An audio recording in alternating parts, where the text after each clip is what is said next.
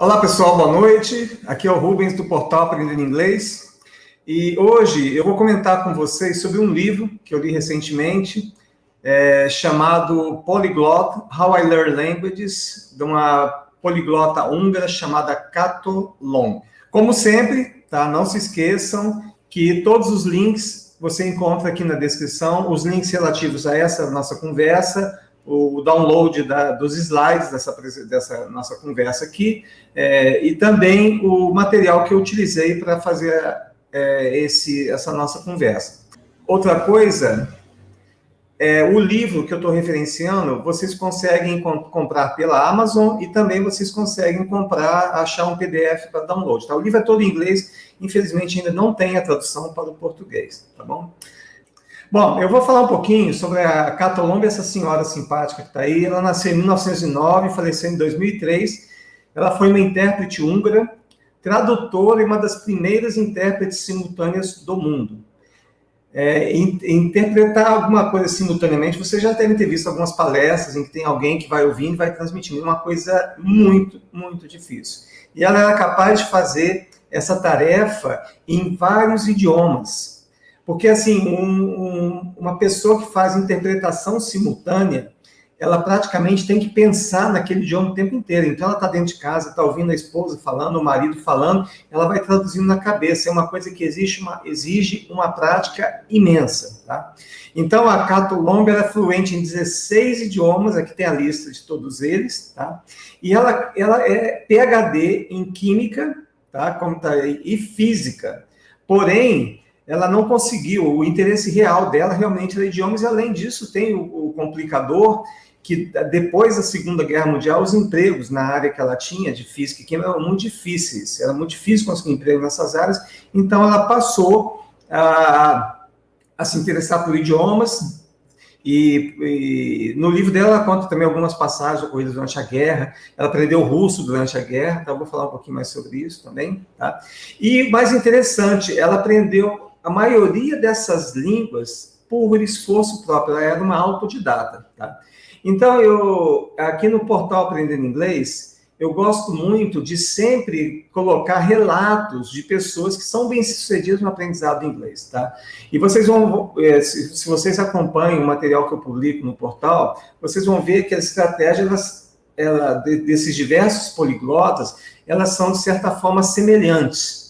É lógico que você tem pessoas que têm outras estratégias novas e que a gente pode usar também, mas o que eu sempre falo é que é muito importante você desenvolver suas próprias estratégias, tá?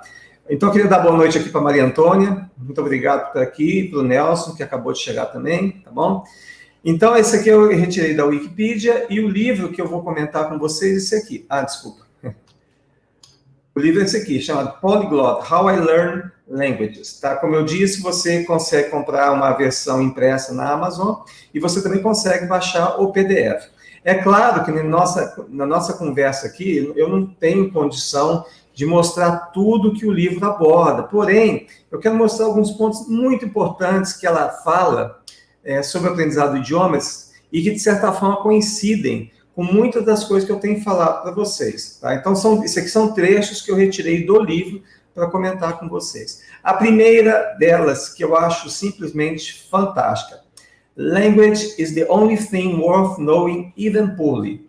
Ou seja, idiomas, se você for um médico, por exemplo, não vale a pena você aprender alguma coisa de uma maneira incompleta. Porém, segundo a Kato Lomb, ela diz que idioma, sim, é a única coisa que vale a pena aprender, mesmo que de forma inadequada, porque você vai conseguir se comunicar. E aí vem outro problema também, que é o nosso medo de errar. Então, para você falar um idioma, você tem que começar errando, e como ela diz aqui, você vai se comunicar de uma maneira que não é muito boa, que não é muito adequada. Porém, para você chegar na fluência, você precisa passar por essa etapa de falar o idioma de uma maneira incorreta, ou como ela diz aqui, poorly, né? Pobremente, né? A tradução não é a melhor, tá? Então, eu gostaria aqui de lembrar para vocês das etapas do aprendizado da língua inglesa. A primeira etapa é aquela que você fala errado e não se dá conta que está falando errado. A segunda etapa é quando você fala errado, porém, logo que você acaba de falar, você já sabe que falou errado. A terceira etapa é quando você fala já com fluência, você fala corretamente, porém, você tem aquele sentimento de que você não está empregando as palavras mais apropriadas, ou seja, o seu inglês, embora correto, ele ainda é um pouco claudicante, ele é hesitante, ele não é tão fluente assim. E na quarta etapa, você já fala muito bem, você escreve muito bem, você é fluente, quem sabe você seja proficiente no idioma, tá? Enfim, você tem um domínio total da língua. A má notícia, até por incrível que pareça, já teve gente que chegou para mim e falou: não quero começar pela etapa 1, nem 2, nem 3, eu quero começar pela etapa 4. A má notícia é que é impossível, você tem que começar pela primeira etapa, onde você vai falar mal, vai falar errado e não vai nem saber que está falando errado, tá? Não tem como fugir dessa situação, a não ser, como no filme Matrix, que você faça o download do idioma na sua cabeça direto, você sai falando, mas isso ainda não existe, e eu entendo que ainda vai demorar um pouco de tempo. Então, isso aqui é uma coisa que a gente tem que ter em mente o tempo inteiro, tá? Uma língua é uma coisa que vale a pena saber, mesmo que você a conheça muito pouco, tá certo? Aqui está falando, novamente é um complemento do que ela falou antes, apenas no mundo das línguas, o amador tem valor. As pessoas bem intencionadas, elas têm, sentenças bem intencionadas, cheias de erros, podem ainda assim construir pontes entre as pessoas. Essa frase também é fantástica, porque você se comunica. Até um tempo atrás, isso foi uma mudança, né? Quando eu ainda ensinava em cursos de inglês tradicionais, tinha uma ênfase muito grande na correção, de você falar tudo corretamente. Tá? Porém, com o tempo, isso foi mudando para a comunicação. Quer dizer, se você se comunica corretamente, já é de um valor enorme você poder se expressar e transmitir as suas ideias. Tá? É claro que nós, como aprendizes de idiomas, é o que eu cito bastante nos cursos, nos meus livros, a gente sempre deve procurar se aperfeiçoar. E a gente se aperfeiçoa com a exposição constante ao idioma, todos os dias, o máximo de tempo que nós conseguimos. Tá? Mas mesmo assim, o importante é a comunicação, você conseguir transmitir, comunicar as suas ideias. Isso é fundamental e isso tem valor. Ok? Então, tirando as fine arts, eu não sei como é que se traduz para o português, mas fine arts são habilidades como a pintura, a escultura, fotografia, também de uma certa forma. Então, tirando isso, o sucesso no aprendizado de qualquer coisa, olha que fantástico, é o resultado do interesse genuíno e da quantidade de energia que você dedica àquilo, tá? Então, muitos cursos de inglês que anunciam na internet, eles fazem uma promessa assim, você vai atingir a fluência em 6 meses. Isso daí a coisa pode até ser que você consiga atingir a fluência em 6 meses. Você não consegue eliminar isso. Mas a grande falha de todas essas propagandas é que elas insistem em alguma coisa que está fora de você, tá certo? Então, fica parecendo que se você entrar, se matricular no curso que ele está oferecendo, você vai chegar na fluência depois de 6 meses, tem gente que fala até fluência em 24 horas, tá? E sem fazer praticamente, quer dizer, eles não falam que você não tem que fazer esforço, mas fica praticamente subentendido. Então, não é enfatizado o ponto de que a pessoa tem que se comprometer e tem que se dedicar para atingir a fluência. É difícil? Não, não é difícil. Se a pessoa conseguir encontrar nela a motivação necessária para estudar todos os dias e para se comprometer, né, com uma certa quantidade de energia, ela vai atingir o sucesso naquele empreendimento que ela está se dedicando, tá certo? Então, isso aqui é uma coisa muito interessante que ela colocou no livro dela e que a gente deve sempre levar em conta.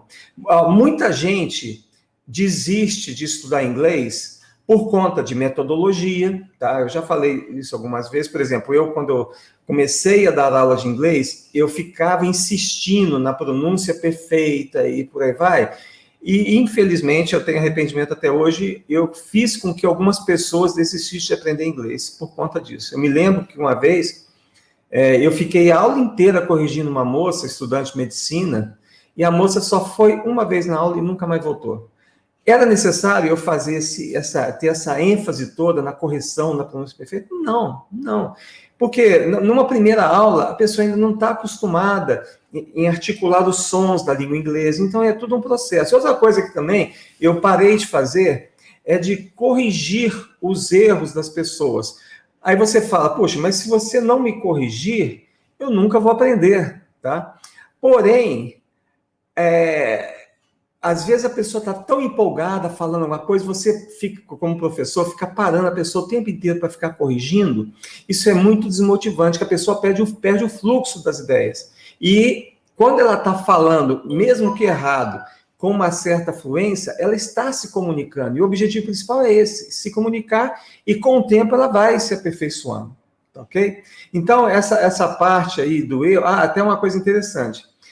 Depois de uma certa prática, quando eu via alguma pessoa errada, o que eu fazia? Eu fazia uma correção subliminar, quer dizer, eu falava com outra pessoa, eu utilizava a mesma frase que ela usou de forma errada, eu usava essa mesma frase conversando com outra pessoa, porém de forma correta, tá certo? Então eu entendi que não faz sentido você ficar corrigindo as pessoas o tempo inteiro, porque isso é desmotivante, a pessoa pode acabar pensando que ela não tem condição de aprender inglês, ok? Uma coisa que também eu falo o tempo inteiro, ela disse aqui que o estudo nunca foi uma carga para ela, mas sempre uma fonte, existe essa palavra, inexaurível de alegria, tá? Então, para você, olha só, voltando um pouquinho no que ela falou anteriormente, tá? Você tem que ter comprometimento e você tem que investir energia para você adquirir a habilidade de falar um idioma, tá? Então, isso daí você só consegue se você encontrar dentro dessa atividade, você encontrar prazer e alegria, quer dizer, você se divertir. Voltando um pouquinho no meu caso, por que eu resolvi dedicar tanto tempo a aprender inglês? A minha motivação principal não foi conversar, não foi viajar, nada disso. A minha motivação principal foi poder ampliar os meus horizontes lendo material em inglês. Tá? Isso que foi a minha motivação principal. Eu queria ter acesso àquele mundo de informação que eu só teria acesso se eu soubesse falar inglês. Então, essa foi a minha motivação. Por isso que no curso que nós oferecemos, faz tempo que não oferecemos, mas enfim, é o curso From Zero to Hero. A primeira coisa que nós fazemos é que a pessoa identifique a razão pela qual ela quer aprender inglês. Porque se você não tem bem definido qual que é essa razão, muito provavelmente você não vai conseguir atingir o seu objetivo. Então, o primeiro passo é esse. Por que você quer aprender inglês? Qual que é a sua motivação? O que vai te mover? O que vai fazer com que você se comprometa a investir tempo, esforço para o aprendizado daquele idioma? Esse é o primeiro ponto. E nós fazemos com que as pessoas escrevam isso, tá? Isso tem que ser escrito. Não é uma coisa que pode ser solta no ar, não. E uma vez que a pessoa escreveu, ela identificou por que ela quer aprender inglês, ela vai ter que fazer um planejamento. Então, esse planejamento... seria o quê? Você, todas as semanas, se comprometer a fazer determinada atividade. De uma certa forma, eu tento fazer isso na lista Aprendendo Inglês, aquela lista aberta, que todos os dias eu mando 2 mensagens, e na segunda-feira eu mando uma relação de textos que a pessoa pode usar para conversação, cartoons, são diversas sugestões que a pessoa pode usar para estudar aquela semana. Tá? Então, mas você pode ter o seu próprio esquema de estudo. Tá? O importante, repetindo, é que você estude todos os dias, mesmo que por pouco tempo. Repetindo, quem estuda sempre, estuda menos e aprende mais. Isso aí já está provado, nosso cérebro funciona dessa forma. Ok? Outra frase. Isso é muito importante, tá? O tempo que você investe no aprendizado de idiomas é perdido, a menos que ele alcance uma concentração diária e semanal determinada, uma certa concentração diária e determinada. Ou seja, o que ela está dizendo é que você tem que estudar todos os dias. Você tem que se comprometer a estudar uma certa quantidade de tempo, diariamente e semanalmente. Eu costumo dizer, isso é como o nosso cérebro funciona, tá? Então tem todo um processo cerebral de pegar a informação que está na memória de curto prazo, que é aquela memória que vai desaparecer se você não fizer nada, e transportar essa informação para a memória de longo prazo, que, se não me engano, fica no hipocampo. Então, você tem que fazer esse processo. Então, tem muitas coisas envolvidas nesse processo, tá? Mas uma das coisas que fazem parte integral disso daí é justamente que você estude todos os dias. Então, você estuda, aí você tem um período de sono. No período de sono, o cérebro se reorganiza fazendo isso. Uma coisa interessante, né, que já comentei também anteriormente, é porque toda informação que chega no seu cérebro, o cérebro precisa encontrar um lugar para colocar aquilo ali. Então, vamos supor que você tem um armário lotado de roupa, tá? Então, você compra algumas roupas novas, sapatos novos, etc. Você tem que achar um lugar naquele armário para colocar aquelas coisas. E da mesma coisa acontece com o cérebro. O cérebro, durante o período de sono, ele se reorganiza e ele encontra lugares para colocar aquela informação que você quer manter, que você quer guardar, tá certo? Então, basicamente é isso aí, tá certo? Eu fiquei muito feliz quando eu li esse livro, porque a Cato Lombi, ela confirmou muitas das coisas que eu aprendi ao longo dos meus estudos, né, que foram mais de 40 anos, assim, estudando inglês. Eu dei aula de inglês em vários cursos tradicionais, e depois na Unicamp eu dei um curso focado exclusivamente na leitura, tá? E depois eu fui trabalhando em outros aspectos também do aprendizado de idiomas. Eu fiquei muito feliz de ver que uma pessoa tão distinta como a Cato Lombi, né, ela prega algumas coisas para o ensino do inglês que eu fui descobrindo ao longo do tempo por minha conta, né? Tem que se lembrar que quando eu comecei a estudar não existia, né, nada de internet, o nosso acesso à informação era muito difícil, o que não acontece hoje. Nós temos até informação demais, né? Bom, aqui tem uma coisa interessante também. Autoconfiança, motivação e um bom método desempenham um papel muito mais importante no aprendizado de idiomas do que o conceito vago de habilidade inata. Aquela história que a gente pensa que para aprender inglês nós temos que ter o gene dos idiomas, tá?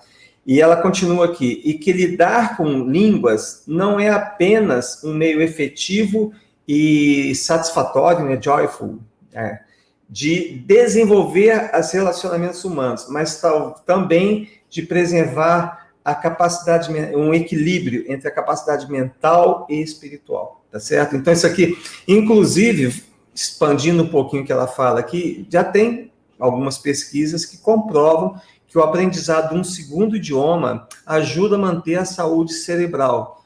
E que, né, dizem essas pesquisas também que pessoas que falam mais de um idioma, a incidência de doenças neurológicas é menor, tá certo?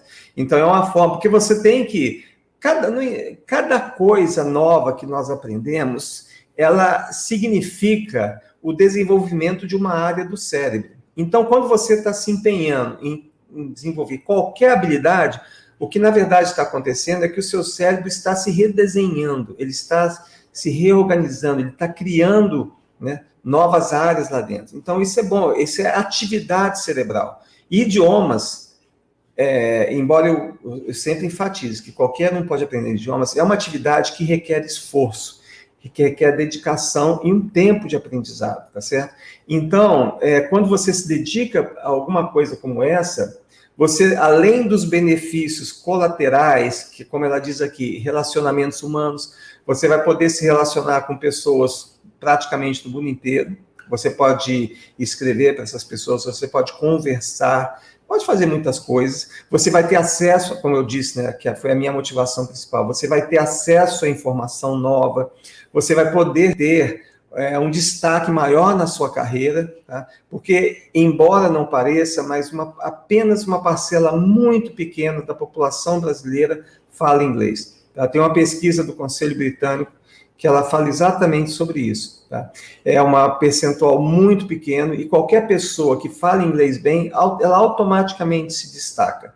Ela vai ser procurada, ela vai ser consultada, ela vai se destacar. E quem se destaca por boas razões é uma pessoa que sempre vai ser lembrada quando aparecerem novas oportunidades, oportunidades de promoção, de crescimento salarial e etc. Tá? Ela diz aqui, falar um idioma estrangeiro é questão de prática, simplesmente isso. E erros serão feitos, como eu já disse lá atrás. Infelizmente, isso aqui é importante, tá? É difícil para as pessoas confiantes intelectualmente aceitarem errar, tá? Em consequência, elas não falam. They may refrain from speaking. Elas não falam, porque elas têm na cabeça delas, né, uma reputação a zelar. Então, elas são as pessoas, possivelmente, são autoridades nos assuntos que elas dominam, tá? São vistas como autoridades. E errar para elas é alguma coisa humilhante, que vai inferiorizá-las. Então, elas não falam. E, como consequência, elas não vão conseguir se desenvolver, tá certo? Isso é uma coisa fantástica. Eu vou falar para vocês, a maior dificuldade que eu tenho no ensino do idioma é convencer as pessoas de que errar, que cometer erros é uma coisa natural e parte integral do aprendizado. Se você não aceitar esse fato, muito provavelmente você não vai conseguir chegar na fluência, você não vai conseguir falar bem, tá certo? E esse é um ponto interessante, que geralmente acontece com as pessoas mais velhas, as pessoas que, né, elas têm medo do ridículo, que não é ridículo, na verdade, tá certo?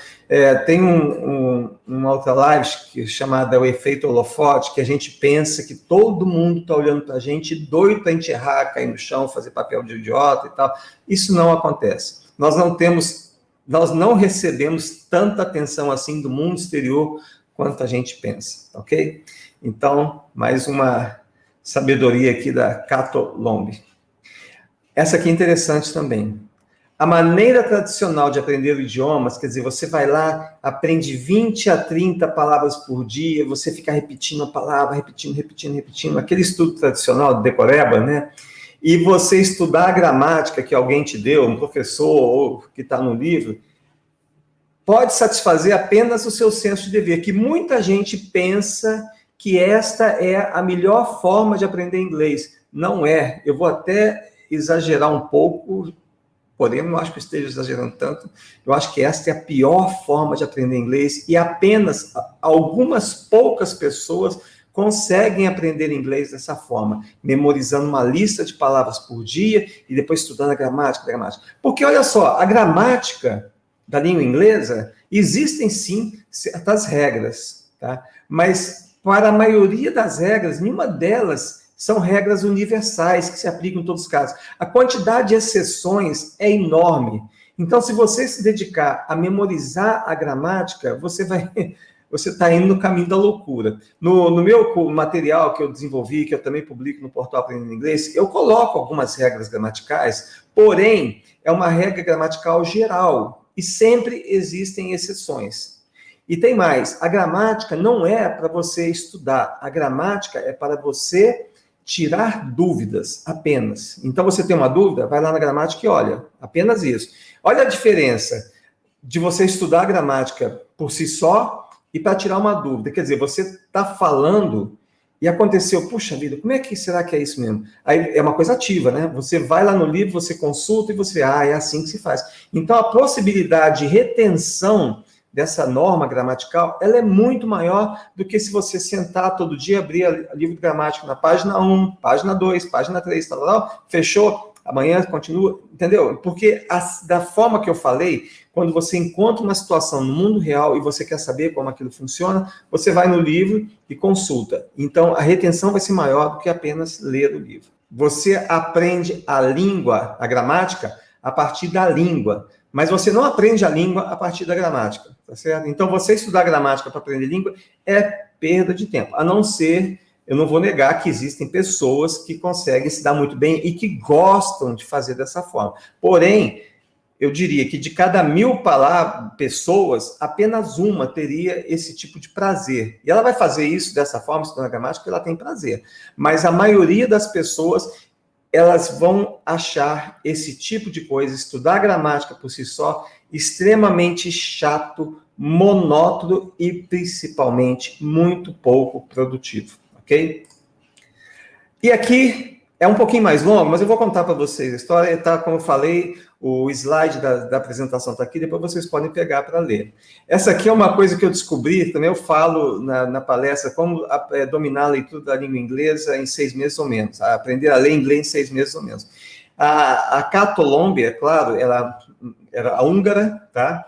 Então, ela, em 1943, eles faziam o que se chama de carpet bombings. Carpet bombings, eles chamam de você passar com vários aviões e bombardear a cidade de forma que pareça que a cidade virou um tapete de chamas. É uma coisa terrível, cruel. Muitas, inclusive nesses carpet bombings, mais pessoas foram mortas na Alemanha e em alguns outros países aliados da Alemanha do que com as próprias bombas atômicas, né? Dresden, por exemplo, foi uma cidade que ela recebeu na Alemanha, né? uma ação de bombardeio assim tão muito intensa, praticamente, né, a quantidade de pessoas que faleceram naquele dia foi uma coisa terrível, tá? Então, eles estavam sofrendo com esse tipo de coisas e, por consequência, ela tinha que passar muitas e muitas horas dentro do abrigo antibombas, tá? Então, esse tempo, ela aproveitava para fazer as leituras dela. Então, mas assim, ela estava aprendendo russo, né? E os russos eram os inimigos deles na época, então ela comprou uma enciclopédia húngara, tá? E lá dentro ela colocou um livro do autor Gogol chamado Dead Souls, Almas Mortas, não sei se é a tradução em português, no lugar, quer dizer, ela intercalava as páginas desse livro dentro da enciclopédia húngara, né? Aí foi quando ela desenvolveu a técnica de ignorar corajosamente as palavras que ela não conhecia.